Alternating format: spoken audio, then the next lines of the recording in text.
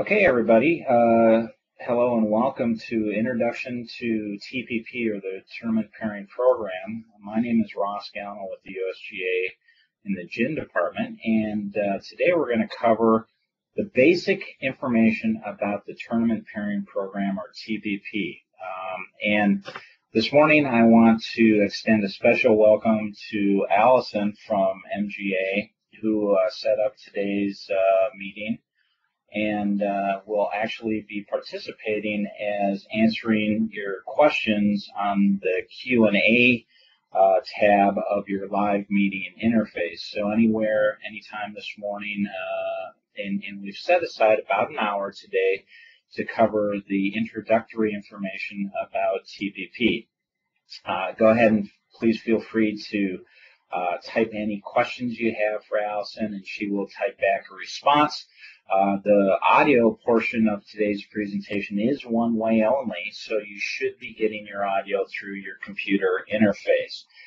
We are also recording today's session for future viewing, so if you want to see it again or have someone else take a look at it, in about a week, the MGA will have a link for you to be able to do that.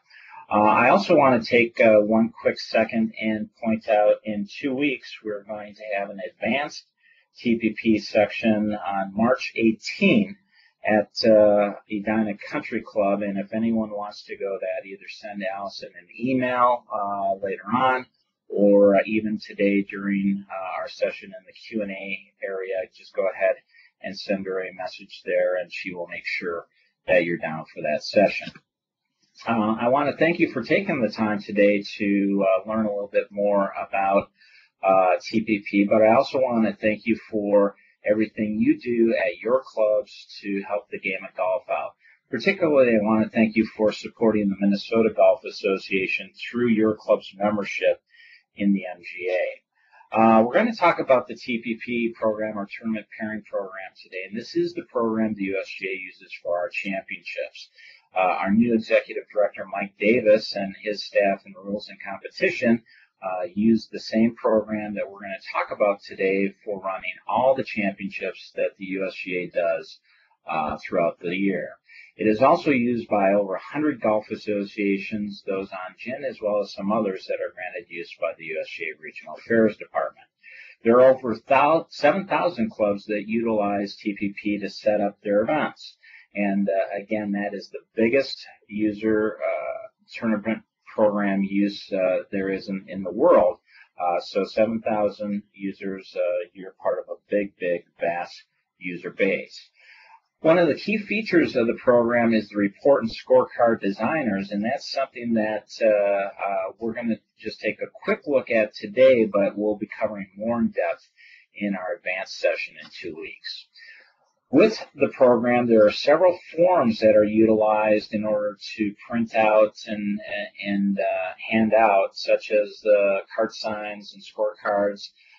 And if you want any of these forms, please contact the MGA and they'll be able to get those out to you. With that, we're going to jump right into the program. And so I'm going to start out by, let's see, sharing my desktop.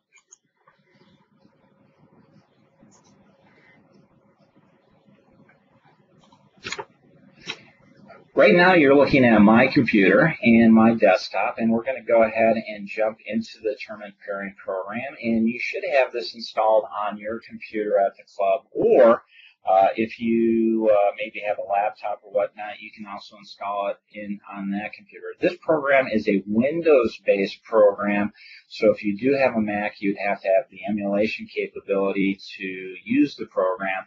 But the next generation of TPP that we're working on right now will also be multi-platform capable to be utilized. But I'm going to go ahead and launch the program, and when you do this, it's going to bring up a screen where it's asking you to go ahead and select the tournament you're going to work on. And one of the key things about this is that when you first use the program, this list is going to be blank. And when you first use the program, we're going to encourage you to actually go ahead and cancel out of this screen, and I'm going to do that this morning. And go into the course tab. So if you go up here, the top row of the program is our menu bar, and we're going to start out in the course tab and go to the management area where you're going to go ahead and add your course or your club. And again, this is something I encourage all new users to the program, or if it's new on a computer, to go ahead and do this first, is to add your club and the various necessities at your club. And when we take a look at this, you'll notice that I've already got several clubs in here. A lot of these are sites from previous USGA run championships. And you'll notice one of the key things is that each of these sites, each of these clubs, each of these facilities is in here only once. None of these are entered more than once. And that's a key component, because if you had a club entered more than once and you try to, let's say, have a men's tee on one club and a women's tee on a different version of that club, that we're going to consider that two different facilities, and it's hard to pair and run a tournament that's at two different facilities at the same time. So you'll notice here for the Olympia Fields Country Club, a nice U.S. Open site outside Chicago, they actually have a north course and a south course at that facility. Olympia Fields is listed only once, but it does have the two courses listed in there. There's Pebble Beach and so on and so forth down the line. I'm going to start out this morning by taking a look at the Galarno Golf Links. I am the owner proprietor of this one. And we're going to take a look at the white tees today and take a look at the information that we've entered. At the very top, you've got the club name listed, or the facility name listed, and I like to go ahead and spell out everything completely. Don't use CC or GC unless you've got a really long, complicated name, simply because this information will be used on reports and scorecards and card signs and things like that forevermore. And if you go ahead and spell it out here, just like you want to see it publicized anywhere to your players and your members and whatnot, then you've done it once, and it will be there forevermore. There is a short club name, and that short club name is in there for the purposes of having a multi-club event. So that if we were going to play at two different courses in the same event, by having that short moniker in there, it would give us a little clue that we could add to our card signs, to our scorecards, to our pairing reports, so that you wouldn't have to spell out the whole club name next to each set of tee times. You can have that little short ID for, let's say, an alphabetical directory of where people are playing. You'll notice there's two grayed out boxes for the course name and the short course name, and that would be for a facility that has more than 18 holes. So that, let's say that you've got a course that has more than 18 holes, let's say like Bunker Hills, that is a multi-course facility, you would then be able to go ahead and add each of the course combinations that you've got at your facility. Then we get down to the tee name, and here we've got white, and some people like to go ahead and type that out as white tees, and that's perfectly fine. And then the next section down, we've got the ratings, and you get these ratings from the MGA when they rate your course. And we do have tee names and tee ratings on GIN, and there is an option if your software is installed on the program that is your handicap computer to import that information right over, but the hole-by-hole information is generally not included in there. And an important thing about the ratings is if you ever do get re-rated by the MGA, you want to make sure that you update your ratings so that they're reflective here. Because if you set up an event with the wrong ratings, or particularly if you post the scores from an event afterwards with the wrong ratings, it's kind of a bugger to go through and having to change each of those scores. You'll notice here that we've broken down the ratings into each of the nines a front nine and a back nine rating. And that's so that if we do run a 9-hole event, we can take and apply the appropriate ratings and slope to the handicaps of that event.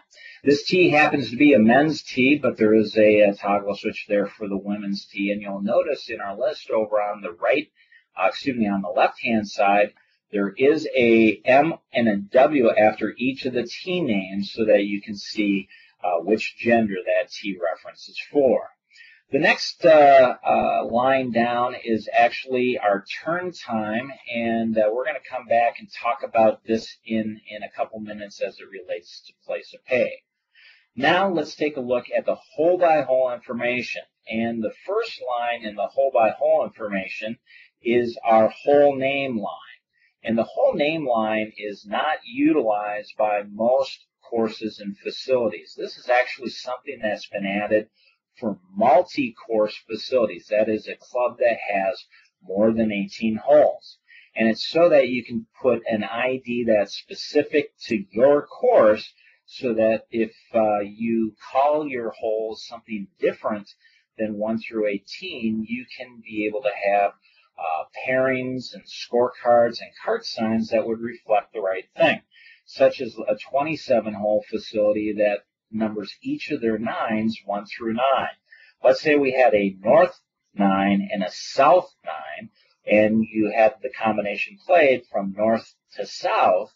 Here in the first 9, you could put N1 through N9, and the second 9, you could put S1 through S9, so that if you tell someone they're on the 14th hole, they don't have to guess which course and hole that is. It would actually come out as the south 5th hole. And also on the scorecards, it will replace the normal 1 through 18 with the up to 3 character codes you put in for the whole name. Again, for most of us, like I've done here, we're going to leave that blank. The next line down is an important one for scorecards, and it's the yardage of the holes. And here again, you would go ahead and type in your yardage for your course, hole by hole, so that if you want to print out scorecards, you can do that. When you put in the yardage, it's automatically going to populate the par for you based upon the USGA guidelines for par and the gender of the tees. Don't worry if you have something that's a little bit different at your course, because you can take and overwrite that par with what you observe. I like to say in our live seminars that the USGA is not one to talk, because we are probably the last people that observes our own par guidelines, particularly when you take a look at the U.S. Open and how many very long par 4s we have. The next line down is the handicapping line, and this is where you're going to rank your holes from 1 to 18 for handicap purposes of where the strokes will fall for a multi-ball or a Stableford event where or a match play event where the strokes are going to be applied on a specific hole of the card. And in most cases, your course has been ranked for this with the odd holes on one side and the even holes on another side. But occasionally we see clubs that will do this ranking for multi-ball events and things like that, where everyone is playing every holes, and they can do that ranking truly based upon the difficulty of the holes from 1 to 18, as opposed to how the holes are ranked for match play purposes to even up a match if it needs to. The next 3 lines are generally not used by most users of the program. These are lines that are some specific capabilities that are put in. The first one being pace of play, where you tell the program on a hole-by-hole basis how many minutes are going to be applied to each hole on the course. This is so that you can go ahead and use this information to print out on scorecards or other types of reports to help with pace of play. And this line also keys in with our turn time line up above. And the turn time front 9 is the number of minutes that it takes to go from 9 green to 10 tee, and the turn time for the back 9 is the number of minutes it takes to go from 18 green to 1 tee. And the reason why we do that is for clubs that have a 1 in 10 tee start, you don't want to take and apply that time on hole 10 for the people that are starting on hole 10. So these are some additional minutes that can be put in for what we call the turn time. The next line down is our green depth line, and this is really taking and putting the depth of your greens from the front edge to the back edge, usually in yards or paces, so that you can utilize that information for a hole location sheet, which is also filled in under the course tab, and there's a report for hole location sheets in the course folder of reports. The last line we have here is shotgun priority, and this is ranking the holes from 1 to 18 if you're going to do a full course shotgun start of where you want the double ups of your groups to happen. So let's say that we're going to use all 18 holes for a shotgun start, but there's really only 4 holes that we need to double up groups on. With this ranking here, it's going to take our top 4 priority holes to rank and put 2 groups on. So our top 4 ranked holes are holes 1, which is rank 1, hole 5, which is rank 4, hole 10, which is rank 2, and this is kind of unusual for my setup here, but I will use this to kind of illustrate a point that the 18th hole is actually my 3rd ranked hole for doubling up. And the reason why I do rank my 18th hole is it's the green is close to the clubhouse, but the green is also far away from the first tee. So if there are just 3 holes I wanted to double up on, that's not a bad place to do it, because both the groups will be off at number 1 before the first group finishes on an 18 and can make their way over there. Typically what you would see for the ranking of your holes is to go back and forth, front side and back side, odds and evens, so that you kind of split the 9s and then split the 4 or 5 holes, and then kind of start filling in the gaps, staying away from par 3s or the holes after par 3s, or however you want to do that. Now again, you do not need to do this for a shotgun start. I'm going to show you a little bit later when we get to do the pairings of how this helps us take and do a shotgun pairing. So you've set up your course and all your tees. Then when you use the program, you'll end up going into the Create Tournament, or actually you can start out in this menu where we started out the program from, selecting the event that you want to work on. And here's a few that I've worked on in the past that I still have in my TPP database. But you'll notice down on the bottom of this menu, there is a Create button. So I'm going to go ahead and click on Create, and it starts out by asking some information for the tournament you want to set up.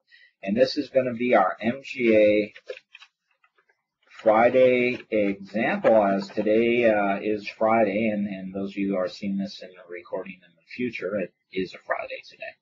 But we're going to go ahead and take a look at what the gender of this event is going to be. You've got 3 options here. You've got men, women, and mixed. And a mixed event is men and women. And some people may run an event where they wouldn't think about setting it up as a mixed event, but it could easily be done so to simplify things, such as if you're going to run your club championship on the same set of dates, for both men and women, you would set that up as one championship, call it club championship, and select mixed, and then you would break it up for the various genders and abilities by flight. So our example to start out with here is going to be men, and you'll notice the next option here is what kind of scoring are you going to do.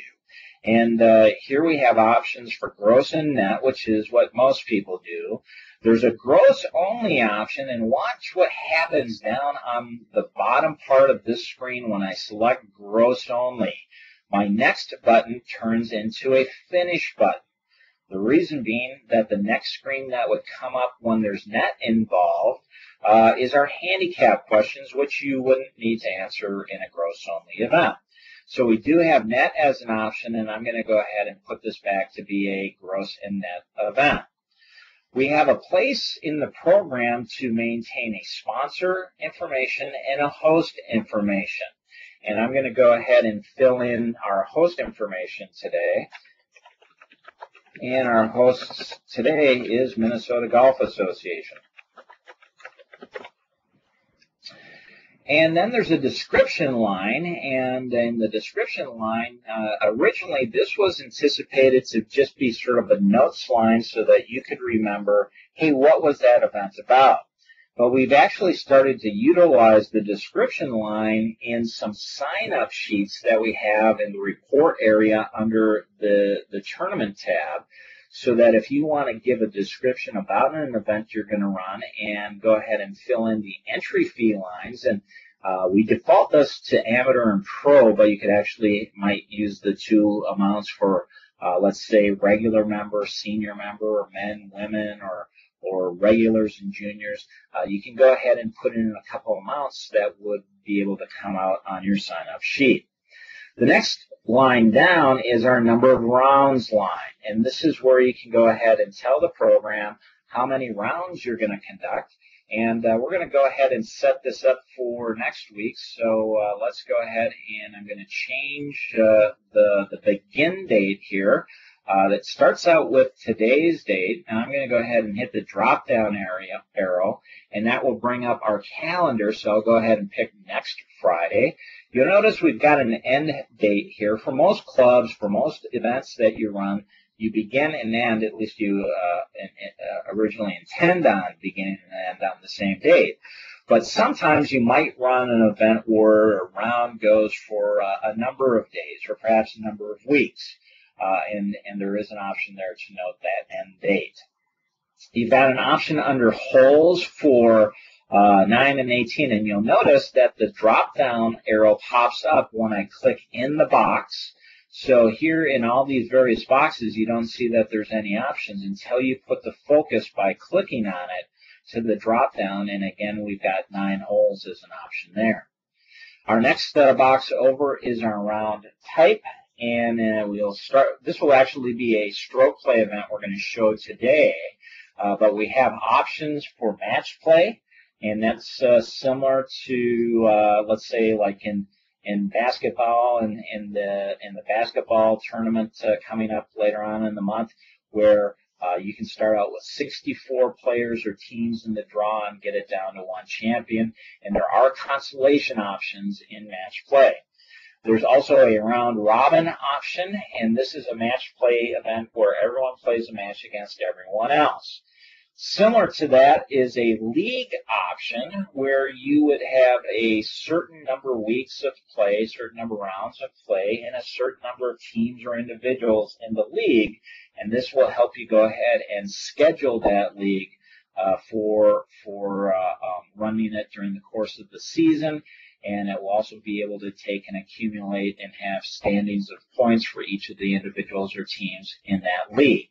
There's a cup match option that was added last year, and this is a 2-team event where you may have different forms of play for each round. Think of this kind of like a Ryder Cup, a Solheim Cup, a Walker Cup, or a Curtis Cup, basically a cup match where you've got one side versus the other, but in each of the different rounds, you might have individuals or teams playing various forms of play.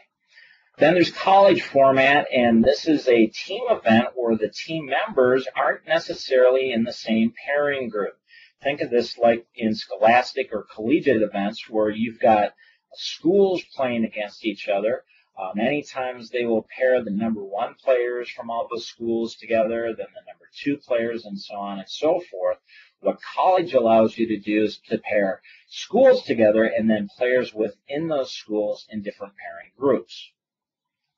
Then the last option we have is a points event, and this is a special type of stroke play where the reckoning of the event is by points accumulated, not strokes or holes. So again, we're going to do a stroke play event today, and for each of those forms of play, there may be some different round detail available, and then you can go ahead and pick the course and the tees that you're going to play at. And again, today we're going to go ahead and use our men's white tees for this event. So I'm going to go ahead and click on Next, and when I do that, it now wants me to go ahead and set my handicap limits. And you can do the handicap limits either on the index of the people playing, and there are some times when you may want to limit the number of strokes that an individual can get in competition, and you can do that either by their index or by the course handicap that they would be given based upon the index and the slope. And we can do it either way, and today we're going to go ahead and keep the USGA maximum of 36.4 for men. You'd see on the women's side that USGA maximum is 40.4. There are some times that for your in-club events, you may want to have your higher handicappers be able to use more than what's officially allowed to them by the handicap system. There is a low limit, and we default that to plus 9.4, which is better than anyone could ever get to, at least if they're kind of following the rules and posting all their scores properly.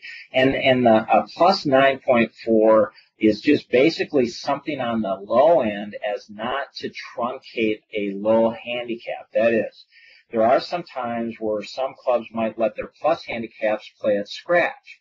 So instead of plus 9.4, they might put 0 in there, so without changing the person's handicap, it would actually have them play as the lowest number of 0. Then over on the right-hand side of the page, there's actually a Section 3.5 adjustment. And what this does is it goes ahead and adjusts the handicaps for people playing from multiple tees in net competition, or perhaps men and women playing against each other in certain forms of net competition. What this does is it makes an adjustment to the people's handicaps based upon the differences in the course rating. Slope alone does not make that adjustment. Slope was originally contemplated to adjust the people's handicaps, assuming everyone was in the competition from the same set of tees. But since there are some times when people play from different sets of tees, we need to make an adjustment for the difficulty of the difference of those tees, and we do that through the course rating, and Section 3.5 is where you get that done. And that refers to the USGA Handicap System Manual. And at this point, I want to actually go ahead and click my F1 key. And what the F1 key does is it brings up help sensitive in the program to that part of the program you happen to be in the time when you hit the F1 key, those keys on the top of your keyboard.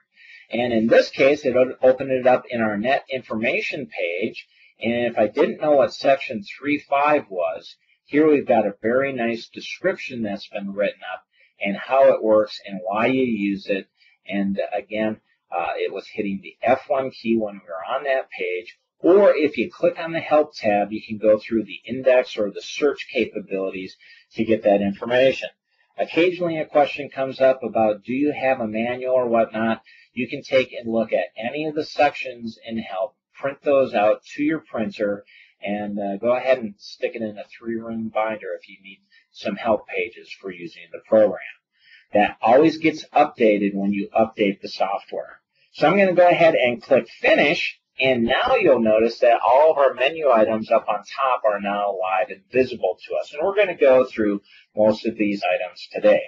The first one we're going to take a look at, again, we're going to go back to the tournament menu, and we talked about creating a new tournament. We talked about the Select Delete tournament.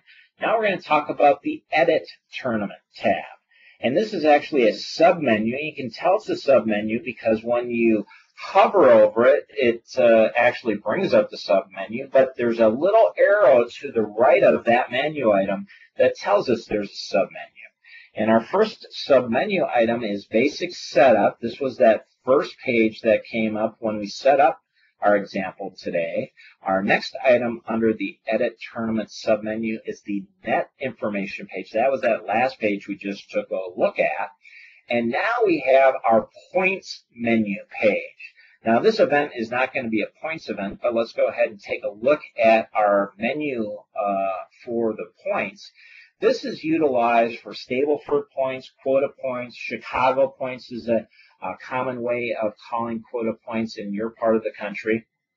And here's where you can go ahead and put in your point values. Usually for a 2-point par, 36 would be your target value. But you can go ahead and change that 36 to something else. Around the country, we see different values there, sometimes 38, 39, 40 are all common numbers that we've seen for quota or Chicago point target values. And here, if you wanted to run, let's say, a modified Stableford event, similar to like they did on the PGA Tour up until a couple years ago, in Colorado, they used to run the International, and that was a modified Stableford format where par was actually worth 0, and they had negative point values. I believe it was a -1 for bogey, -3 for double bogey or worse. And then birdies were actually worth 2, eagles, I believe, were worth 5, double eagles were something like 9 or 11. And the idea is it rewarded players for going for low scores on holes. And so that's why if you missed, you only lost 1. If you made it, you got 2. So it was kind of a risk-reward deal, giving more emphasis to low scoring. And here's where you can fill that in for your club for scoring purposes. The next item under the Edit Tournament tab is our Variable Best Ball menu. And this is in a team event, a multi-ball team event, when you want a different number of scores to count on each hole if you're going to use TPP to score the competition. So here's where you could go ahead and put in, let's say for a kind of a fun multi-ball event, maybe on your par 3s, you'd want 3 scores to count. On par 4s, you want 2 scores to count. And on par 5s, the more difficult holes, you just have 1 score counting. This is where you could set up that rotation for your club. The next item we have under the Edit Tournament submenu is actually something I like to refer to as a switch. And this first switch is called Shotgun First Group A. And what this refers to is if you're having a shotgun start, that all the first groups off the hole would be the A groups. And then the second group assigned to the hole would be a B group. If we turn this off, and to turn it off, you just go ahead and click on it. So I'm going to go ahead and click on it. We're going to see that actually the check mark has disappeared in front of it, signifying that this switch is off so that it is not shotgun first group A, which means that, let's say I had 2 groups assigned to hole number 1. Our first group would be group 1, and our second group off hole number 1 would be 1A. So it really allows you to do it either way depending upon how your club operates. The other switch we have here is called Use 18 Holes. CH stands for Course Handicap for 9-hole rounds. And what this is utilized for is usually 9-hole match play competitions. We see it very popular in 9-hole round robin match plays, where everyone plays a match against everyone else over the course of 9 holes for each of those matches. What the 18-hole course handicap for 9-hole rounds will do is to take and apply the strokes to the holes as if you were going to play all 18 holes.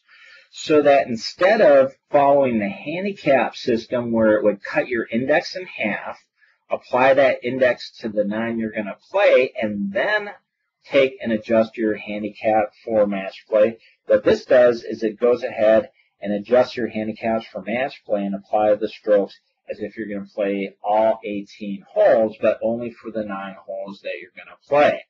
And what that does is so that, let's say that you and I were going to play a match, and let's say that I had 3 strokes coming from you if we were going to play an 18-hole match. What would typically happen is we would cut that 3 strokes in half, and for a 9-hole match, I'd be getting 2 strokes. Let's say that we played one 9-hole match, and then we had found out we had a little more extra daylight, and we wanted to go out and play another 9. guess what? I still get 2 strokes because that 3 cut in half would still be a 1.5 or 2. What this would do is give me 2 strokes on the side that we've got the odd handicapping holes, that is holes 1 and 3, and then I would also get strokes on only 1 stroke on the even side, the 9 that has just the even holes. I would only get 1 stroke on hole number 2. So this allows you to do that.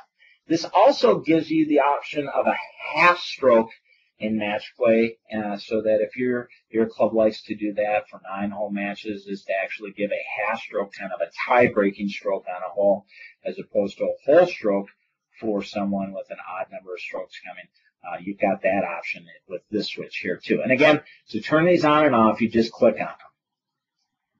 The next 2 options under the tournament tab is actually related to each other. You've got import tournament and export tournament, and that's a sub-menu. You can actually export the tournament to a local file, and this is nice. Let's say that you wanted to set up the tournament at home, and you did it on your home tower computer, and we do allow TPP to be installed on multiple computers. Just contact MGA if you want some help with that. But let's say you set it up on one computer and you want to go ahead and run it on a different computer. You could export to a local file, then using either a disk or email or maybe a thumb drive. You could go ahead and move that file over to the other computer and use the import tournament function to pick that up. I also like export tournaments to back up tournaments, to take in archive tournaments. You'll notice that my TPP is pretty cleaned out. I only keep about a half a dozen tournaments at any given time. And those are ones that I often reference when I'm doing examples, or I need to find out information with how we set up tournaments at the USGA.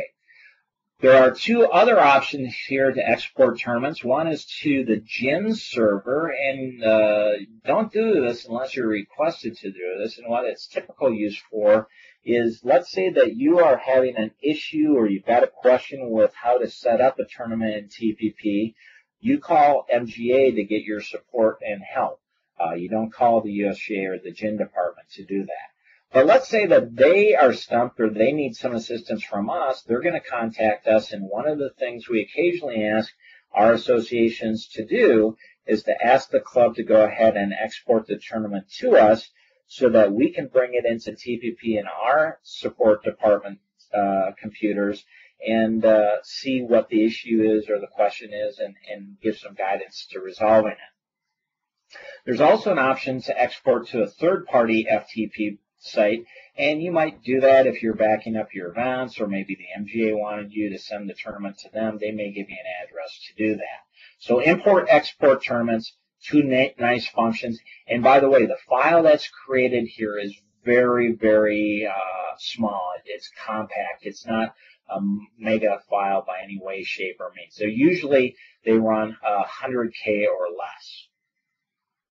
Our next sub-menu item under the tournaments is our preferences. And this is really how you set the program up to operate on this computer. And our first preference here is optional field setup. And this is where you can go ahead and set up some optional fields with specific information for your club. And this would be for all tournaments on this version of TPP. For instance, maybe we're giving away some amenities with our events. So maybe size is an important thing we want to track for our tournaments, or perhaps spouse name, or some other piece of information that's not part of a typical TPP database. This is where you can go ahead and put that in, and it adds a field to your TPP for all your players to track that information. And there's up to 4 of those that you can add in this platform, in this version of TPP. The next option we have under the preferences is configure internet connection method. Most people nowadays have their own internet high-speed connection, and most of you are looking at me today on that. But we do provide with the program an AT&T dialer, so that if you use a dial-up modem, you can take and update handicaps. You can update the software. You can go ahead and post scores using the AT&T dialer. But nowadays, just about everyone utilizes the program using an existing LAN connection.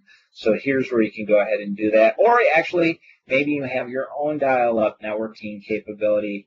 You can go ahead and utilize that, such as like AOL or one of those various dial-up capabilities that are out there. Our next option under the Tournament tab under Preferences is to set up your association and club number. If you install the computer, the TPP computer that is your handicap computer, this will pre-populate with your club information. But if you're installing it on a home computer or maybe a back office computer or a laptop, you'll be prompted for this information, and it's going to ask for your association number, and that's 45 for everyone that's on today's live meeting, and a club number, and that's a 3 or 4 digit number that you would go ahead and plug in there for your club ID.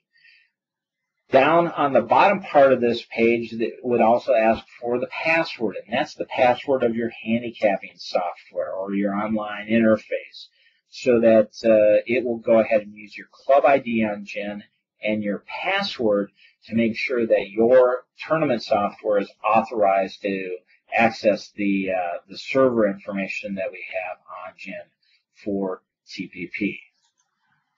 The next option we have under the Tournament Preferences submenu is Card Match Method, and this is really just a tie-breaking method for breaking net competitions of how you want the strokes to fall.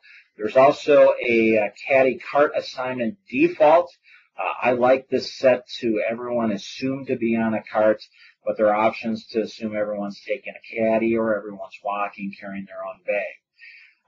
And then lastly, there's an option here for the default starting times for pairings.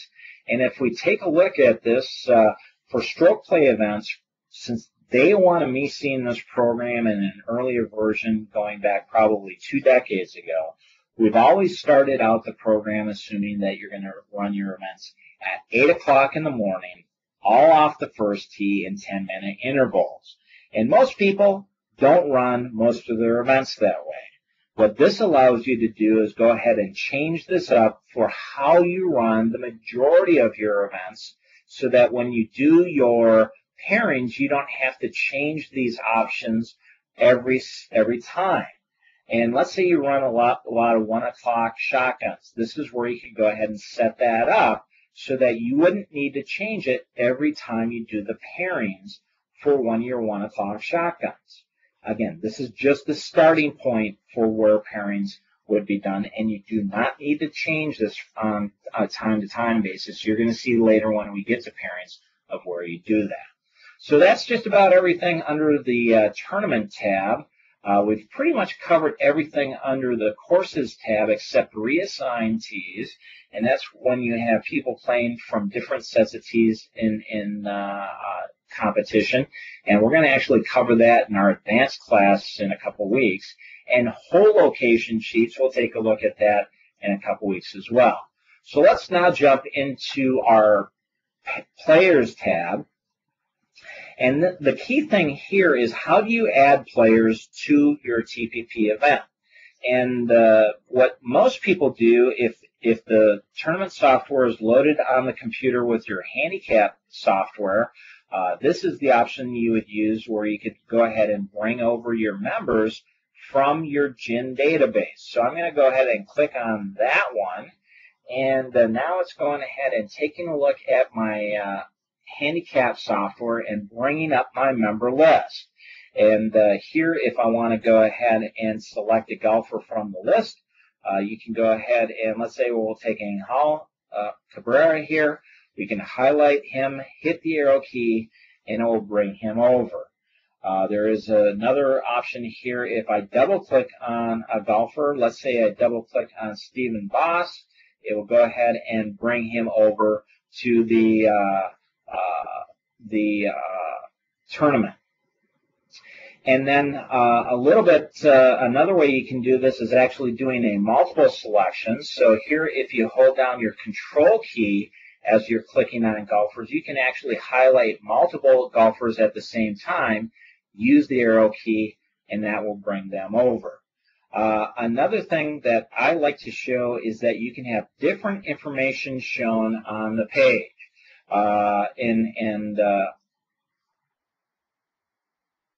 And you can go ahead and show the different information either by let's say in this screen it is the GIN number. There's a local number option. There's handicap index. So here I can show the handicap indexes, and we've already pulled some pretty good players here. And let's say I want to go ahead and bring some other golfers in. Let's say let's go ahead and bring some higher handicaps into our tournament today. So I'm going to actually do another multiple golfer selection option, and this is going to be a shift click. So I'll click on one golfer, then I'll go ahead and shift click on another golfer, hit my arrow key, and it takes all those golfers and brings them into the tournament. You'll notice there are double arrow keys both left and right here to add or delete all the golfers in the tournament. So now I've just picked 145 golfers. Let's go ahead and take a golfer out. So you can do that by highlighting the person and arrowing them back. If I was going to do a guest day, oftentimes the person's going to sign up your member, and then they'll also sign up their guest. So here on this screen, I could use my interface to select the member and put them in, and then the button down on the bottom center of the screen to add the guest. And this brings up the screen where I can go ahead and key in the information about the guest. And particularly if you put in their GIN number, there's going to be an option I'll show you in a few minutes here where you can look up their handicaps using the internet connection to our server in New Jersey. So again, you don't have to fill in all these blanks. The only two things we need for a golfer is a first name and a last name, but you can fill in as much of the information as you want. And you'll notice there is a preference or optional field here, including that size field that we had added just a little bit ago. So I've got 144 players in it, but let's take a look at some of the other ways we can add golfers into TPP. There's an add remove players from the master player list option. And what this option does for us is it really allows us to go ahead and add golfers from a database that's created whenever you add a golfer into TPP. And if we take a look at that database over here on the left-hand side of the screen, you'll notice this is very similar to the interface we just looked at. Over on the left-hand side of the screen are all a number of golfers that have been in previous tournaments that I've run. There's a bunch of default names that I had in one example. But you'll notice most of these don't have GIN numbers, which is what I'm showing right now. And that's simply because that most of our events, we do not request for USGA competitions anyone's GIN number. We don't use handicaps except for can you get in or not. So again, this is a nice interface. Once you add all your members in it, they'll be here. But guess what? The next time you run your guest day after using TPP for the first time, probably most of those guests will already be in here, but if they're not, you do have that Add Guest button down on the bottom of the screen too. There are some filter capabilities in here, so you could look at members only or guests only, or men or women, and those types of things. The next option we have under the Players tab is to copy players from an existing tournament. So I could actually go into a previous tournament and the players into that tournament and bring them over to this tournament if we wanted to as an option. The next option we have, again, it's a sub-menu, so we'll take a look at the multiple options here, is the other add remove player options. And the first one we have here is add remove players from the club list. Now, what club list are we talking about? Let's say that you installed this program on your home computer, or perhaps a laptop that's not your handicap computer. What this club list we're talking about is based upon that club ID and password that we put under the preferences. It will actually log into our server and download your club list. It says here that our data was last downloaded back on the 22nd. Would you like to refresh the data? I'm going to go ahead and click yes. So it's going ahead and sending my club information over to our server in New Jersey, and it's bringing back our club list. So here are the golfers that are in our club, and we can pick them from that list. Neat functionality, very nice thing to do. You'll notice here somewhere along the way, since I last communicated, Rob Anderson got deleted out of the club, so now he's actually noted as a guest in our tournament this morning by being highlighted in yellow. The next option we have under players, under the other add remove player options, is to insert the person via a GIN number. That is, you can put, if you want to just type in their GIN number, it would bring in their name and their club information so that you don't have to type that in.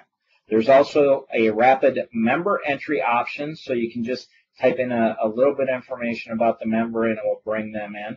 There's also a manual or guest entry option, which brings up that guest entry screen that we saw before. And then there's a custom player entry option that I kind of like to show. This really allows you to take and just select only the fields you want and only in the order that you want them, so that if you've got to go off a sign-up list, or perhaps someone, an outside event organizer, is sending you a list of players, you can put the fields in just the order of the list that you're going off of, so that you can kind of power type through adding the golfers.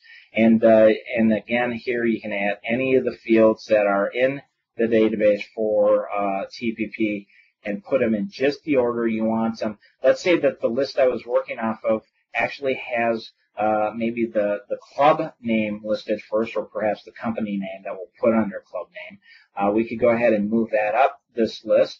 Then when I save that, you'll notice that our fields here are now in that order.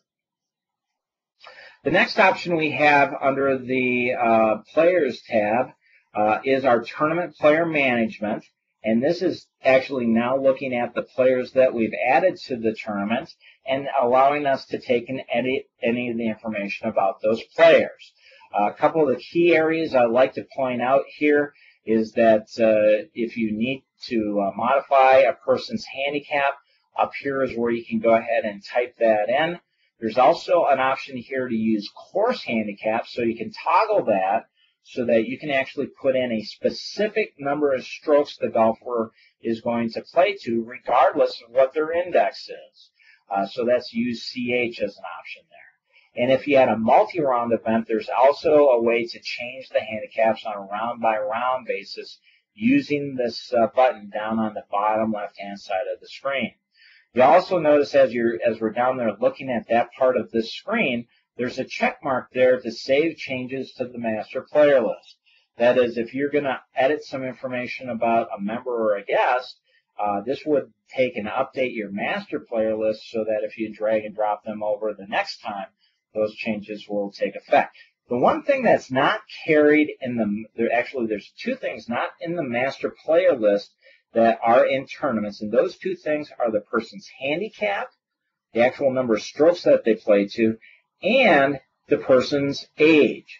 The reason is handicap or index changes every 2 weeks, twice a month, and age changes every year when you go past your birthday. So we do not maintain those two items, those two specific items, in the master player list. You'll notice down on the bottom right-hand side of the page for the golfer, there are something that we call sort sequences. They're kind of wild card fields, and you'll see a little bit later when we get into doing pairings, teams and flights, how this might become helpful to you if you want to take and kind of put things in a specific order.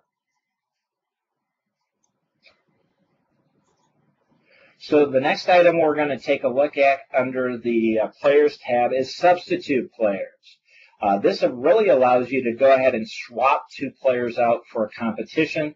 The one thing that I would caution you about is that if you do use the Substitute Player option here, just remember that if you've already done your teams, pairings, or flights, that wherever the person was that you're taking out, the new person you're putting in is going to be put in that same location. So let's say you take an A player out and put a C player in. That C player is still going to be in A flight if you did individual flighting. The next option we have under players is actually other tournament player options, where you can set your exempt players. You can set who's taking caddies or carts or walking. You can assign players for skins under the other tournament player options, so that here, if you want to select who is getting in your skin game, you can go down this list, or there are some quick select buttons here where I can take and assign everyone to both gross and net, and then you can go ahead and deselect the cheapskates if you want to, the few people that didn't get in to your skin game. The next option we have under the players, other tournament player options, is to calculate the ages based upon their birth date and the date you want the age to be calculated on. And also there's an option here if you've got email addresses of using your default email interface to go ahead and start the process of sending an email to the golfers in this tournament using that interface. If you use a webmail interface, it may not work directly. This is more for applications that are installed on your computer. The next option we have under the Players tab is the Update Handicap Indexes submenu.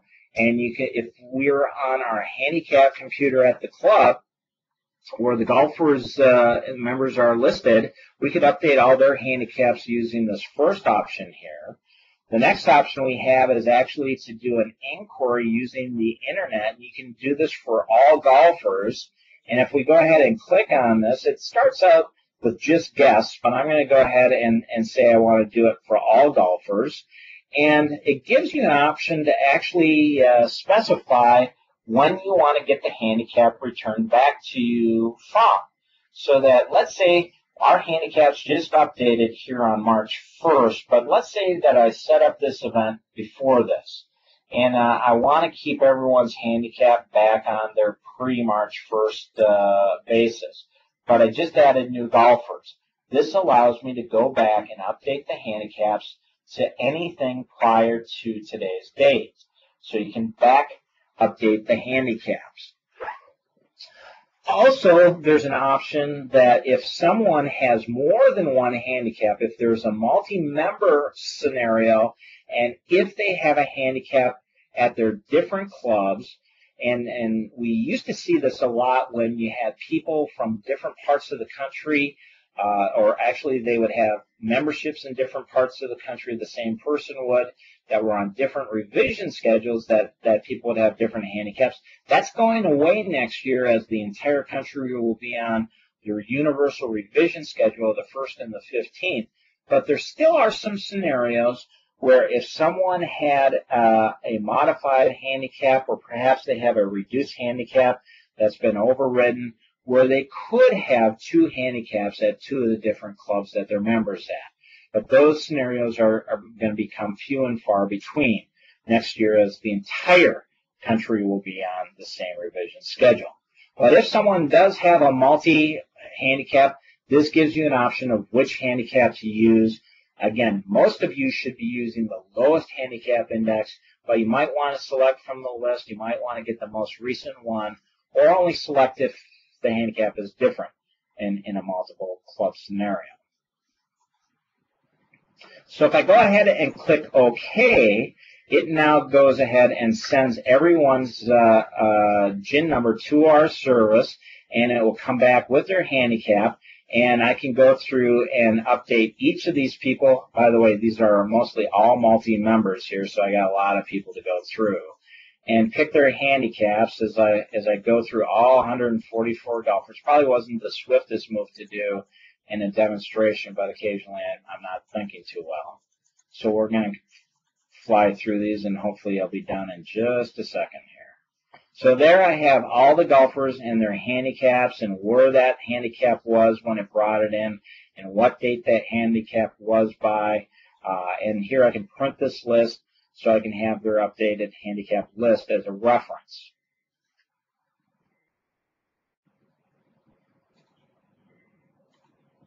So now I can go ahead and under our Players tab talk about a few more options that we have here. We have update handicap indexes via low handicap index inquiry.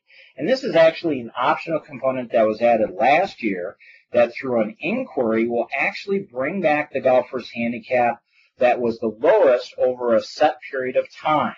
And our set period of times here can be 1 year, 3 months, 6 months, or a custom range. So here you can go ahead and this will bring back the golfer's lowest handicap index over the period of time you select. This is becoming more and more popular, particularly in the western part of the country. But in fact, we have seen a little bit of this in Minnesota as well. The next option we have under the Players tab is the Master Player List options. And this is where you can actually manage your master player list and the information about the golfers in your various events. Again, no handicap index here, no age in here, but it does carry all the other information about the golfers. The next option we have under the Players tab are more options for the master player list, which I'm going to leave to a future time. We have an import tournament player option and an export tournament player option, so that if you want to bring in information or export information to other programs, you can do that. And again, that's something that we're going to cover in our advanced session in 2 weeks. Our next option is the Teams tab. And this is where you can go ahead and create teams. Now, our event today isn't going to be a team event, but let's go ahead and create teams anyway so that we can see how this works. So when I bring up my teams option, I'm going to actually hide my advanced features here. You'll notice that it's just asking how big are the teams and how do you want to create them. But in our advanced show option, you can actually give each group of team information a name. So you can have multiple sets of teams in the same competition. And we're not going to do that today, but you do have that capability. So let's go back to the basic setup here and talk about our ways that we can create teams. Now, entry number is a very common way of creating teams. It's basically putting the people into the teams in the order you entered them into the tournament. The next option we have is an ABCD draw, where based upon a different criteria, you would populate the teams. Let's say we had a 4-person team scenario and we wanted an A player, a B player, a C player, and a D player. What ABCD draw will do is to take a sub-criteria, usually the handicap index, and to go ahead and distribute the players into the different teams. The next 2 options we have are options that, frankly, do not get used very often. These are to populate the teams based upon the course handicap order or the handicap index order. And on the surface of it, you'd say, hey, do teams by handicap. That makes a lot of sense. Well, no, it doesn't, because what happens with these 2 options is it starts out with your low handicaps and makes your first team. Then it takes your next low handicaps and makes your next team, all the way up until you get your highest handicaps on your last team. Again, not a way I would envision anyone to make teams. The next option we have is random. And this is exactly what it means. It's purely random. There's absolutely nothing about the teams that people are going to pick. So it wouldn't show anything about the people. We don't care anything about them to put them on the teams. Then there's a manual option. There's a rapid team entry where you can actually add golfers and put them on the team as you're putting them in. Some people do like that option. There's an option to do it by club name, by state and school. We use that state one for our state team championships. Then there's age. Again, age is not one I would see very often. Then there's an option for member multiple guests. Let's say you've got a 1-day guest day and members can bring 1 or 3 guests. what this does is it will take that member and put them on as many teams, two-person teams, as there are guests that come after his name in the list. So member multiple guest is a neat function so that that member can actually be on more than one two-person team. Then there's the wheel, which is similar to member multiple guest, only what happens in the wheel, and this comes to us from down on the Gulf Coast, where they will actually make their four-person groups first and then wheel two-person teams within the pairing group so that every person is on three different teams. So think of your A player being teamed with your B player. Your A player would also be teamed with your C player, and your A player would also be teamed with their D player, and then each of those players is also teamed with every other player in a two-person team. So that's what's called the wheel. And then remember, I told you that our sort sequences are just some wild card fields that we could find helpful for teams, flights, and pairings. This is where we go ahead and do that. But today, for the purposes of making our teams, I'm going to do an ABCD draw, and I'm going to do it by handicap index. And you'll notice when we do an ABCD draw, up in the top right-hand corner of this screen is a randomization factor. And what that does is it actually mixes up the players, the pools, the A's, the B's, the C's, and D's. In this case, only A's and B's for two-person teams. And doesn't put them in the straight up and down the river draw. So I'm going to keep that at a 0 so you can see the straight up and down the river draw. And based upon our 144 players, two-person teams, we can now go ahead and set up our team settings. And this is where we can apply stroke limits, so that if you want to use the 8-limit stroke to handicaps, this is where you can do that. And if you do what's suggested in the handicap manual under Section 9, I believe it is, you can do the extra 10% reduction of handicaps. And you can apply the percentages down below based upon the handicap rank on the team. And in team competitions, like in like in scrambles where you want a team handicap to 1/10 of a stroke, we actually have an option to do that now, and you can select that. So here's where you can go ahead and apply the percentages of handicaps for your events. Let's go ahead and click OK. So now 72 teams have been built, and now if I go into my Team and Management tab, I can actually see the two-person teams that were created. And if I need to move players around, this is a place where I can do that. And you can do it by just left-clicking on a golfer, drag and dropping them to another location, and releasing with your mouse button. So that's left-click, holding down, dragging down, and dropping. And you'll notice that those two players got swapped. Excuse me. If I right-click on the screen, there are actually some additional options that are in the program that aren't shown to you in the basic interface. These are what we call right-click options. One of those is our confirmation switch. So I'm going to go ahead and turn that on. Watch what happens when I swap these two players around. It actually asks me to confirm that swap. And I'll go ahead and say, yes, we want that swap to happen. That is a right-click option called confirmations, where it allows you to go ahead and confirm each move you make. And I'm going to turn that back off. Other right-click options show sort information. In this case, they're handicapped index. I could insert a new team here. I could add a new team to the end. I could put the people on the teams in the order of what's being shown. In this case, their index, which has already been done. I could rename a team. I could build team names using information that's within the members of that team, such as their player names, the club names, or state or team information. I can delete a team if I want to. Over on the left-hand side of the screen in the gray area, that's our standby area, where we actually will take and show the people that need to be added to teams. So that's where I can take them out. That's our team management. And you'll notice that I can undo or I can save my changes. If I hit no here, I'm going to go back to where I was when I first got into the teaming. Flights has a similar capability. I can create flights by players or teams, and I'm going to go ahead and create, let's go ahead and create by handicap index.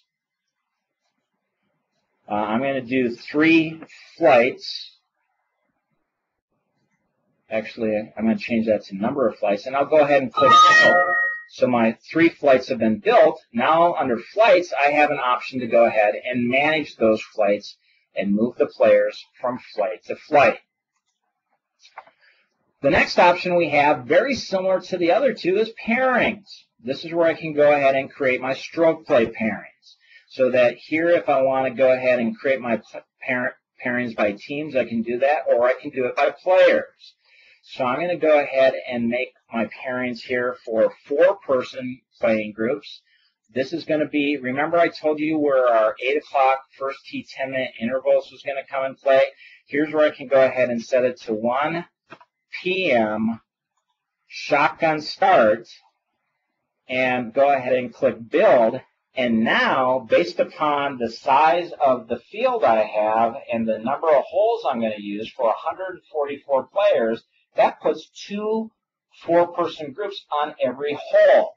So I really didn't need to rank my holes. But let's say I didn't rank my holes and had less than that. This is where I'm going to put the 1s, 2s, or 0s to the number of groups on each hole I want for my shotgun start. So I'll go ahead and take that as is, and my 36 groups have been built. So now I can go back and do pairing management and take a look at the players in each of the groups in each of the tees. And again, if I need to move players around, left click, drag and drop allows me to do that.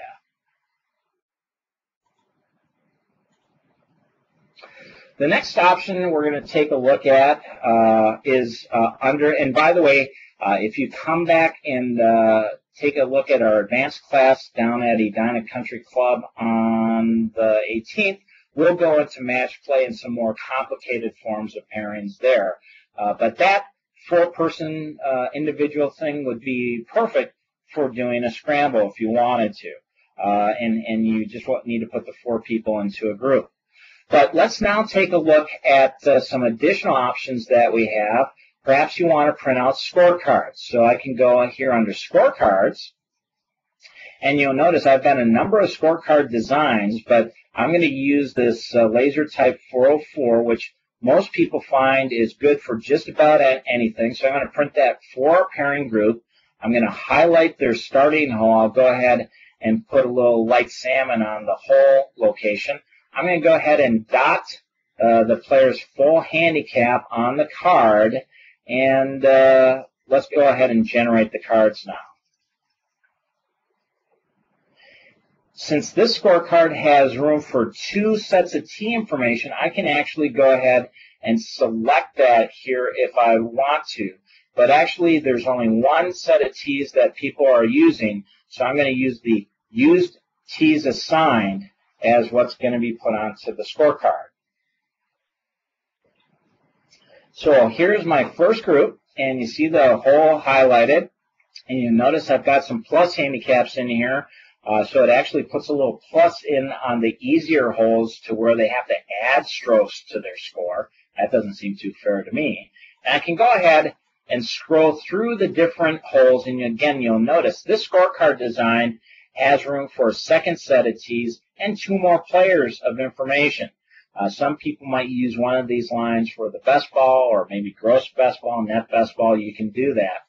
And again, there's a number of different scorecard designs that come with the program and you might find useful. And we'll go into more on how you can individualize scorecards in a couple of weeks if you come to our advanced session. The next option we have is I want to take a look at is scoring, where you can go ahead and put in scores, and you can do it on a hole-by-hole basis. So we're going to take and bring up our entire field of information now, and we can take and select a golfer and put in their scores on a hole-by-hole basis.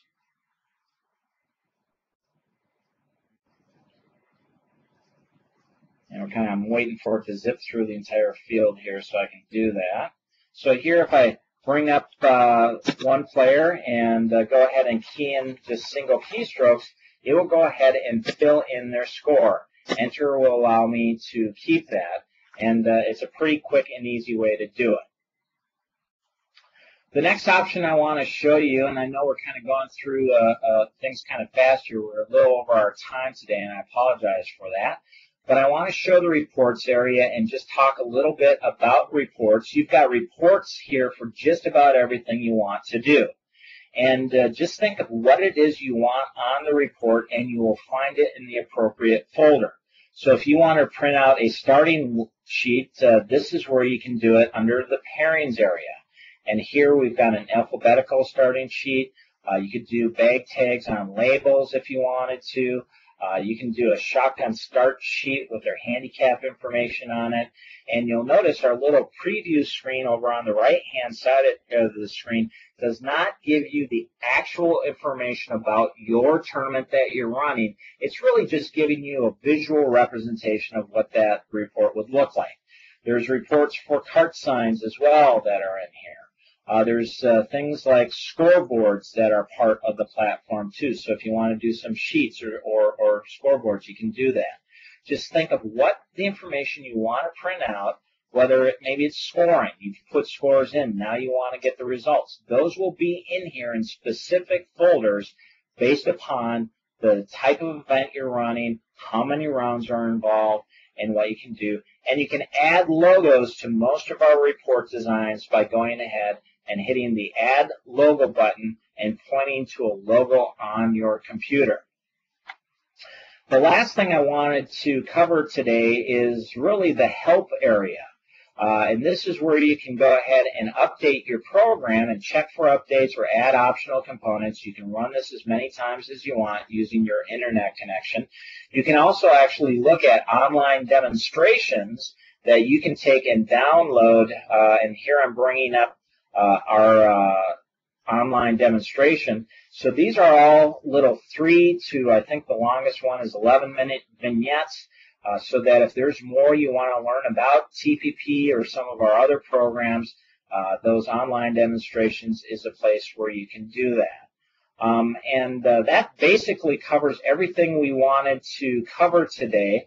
If you do have any questions, we're going to stay online here for up to another 45 minutes and answer any Q&A you might have. But thank you for attending today, and we hope to see a lot of you in 2 weeks at Edina Country Club.